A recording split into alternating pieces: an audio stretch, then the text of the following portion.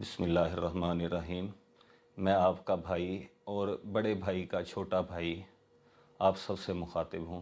میرا یہ پیغام بڑے بھائی کے لیے ہے کہ پرسوں میں ان سے معذرت کرنا چاہتا ہوں۔ پرسوں بہاول نگر میں جو کچھ بھی ہوا تو اس کے بعد جب ہم دونوں بھائی اکٹھے تھے تو میرے منہ سے ایک غلطی سے یہ بات نکل گئی تھی کہ جو بڑا بھائی ہے وہ چھوٹے بھائی کو مارتا رہتا ہے۔ اسی سلسلے میں نے معذرت کرنی تھی کہ بعد میں شاید سبقت لسانی کی وجہ سے یا جیسے کہتے ہیں عام زبان میں کہ زبان غوطہ کھا گئی تھی، یہ بات میرے منہ سے نکل گئی تھی۔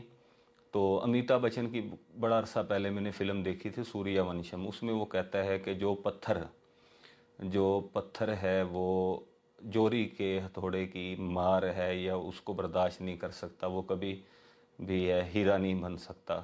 تو بھائی کے بارے میں سارے گھر والوں کو پتہ ہے کہ بھائی کس قدر